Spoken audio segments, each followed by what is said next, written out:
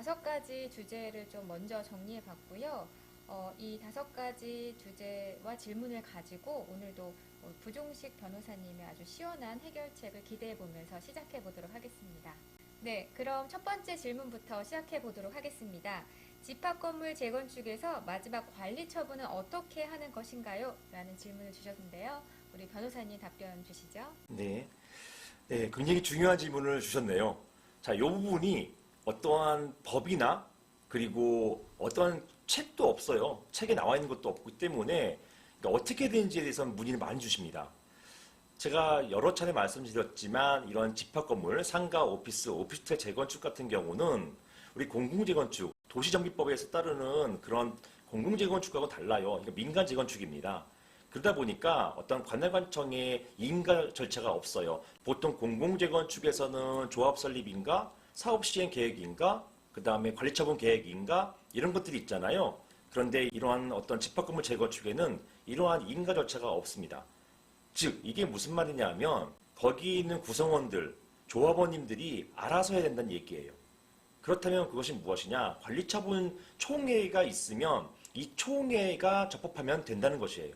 이 관리처분 총회가 있으면 그 다음부터는 여기에 따라서 이 총회 결과에 따라서 소유권이 확정이 되고 이 확정된 소유권에 따라 가지고 등기가 되고 그리고 행정관청에서는 준공인가 받고 그 다음에 입주하고 이렇게 되는 것입니다.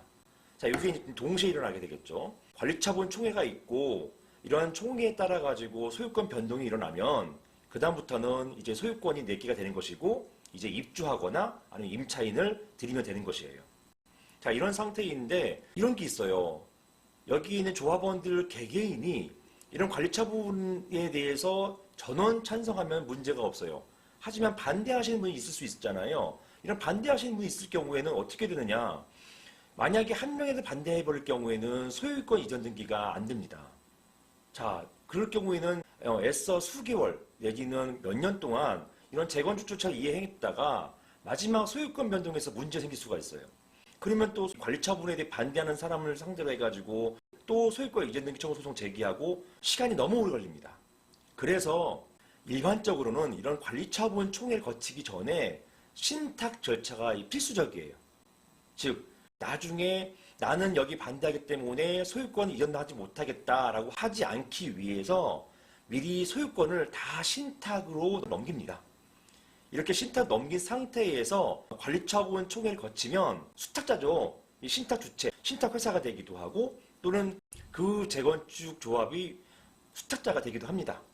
이 재건축 조합 또는 신탁 회사에서 그런 총회 결과에 따라 가지고 소유권을 배분해주면 되는 것이에요. 신탁법에 신탁이 이루어지면 소유권이 이전된 거로 보기 때문에 따라서 나중에 나는 싫다 이렇게 얘기할 수가 없게 되는 것이에요. 그래서 관리처분 총회를 하고 그 결과가 순조롭게 이행되기 위해서는 사전에 반드시 신탁 절차가 있어야 된다 이런 말씀을 꼭 드리겠습니다. 그렇게 되면은 관리처분 총회 이후에 소유권 변동이 이루어지게 되는 것이에요. 그리고 사업은 종료된다 이렇게 보시면 되겠습니다.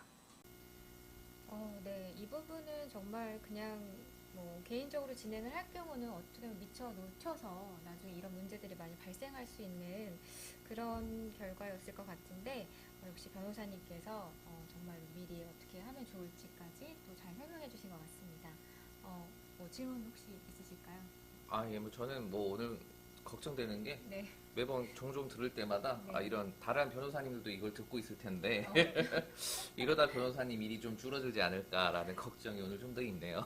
네, 그래서 저도 저번에 한번 여쭤봤는데 지금 이렇게 공개하는 거 이외에 또 더 많은 노하우가 있으시다고 네. 걱정 안 하신다고 자신감을 보여주시더라고요. 네, 그래서 그런 역시, 분이시죠? 네, 역시 마음이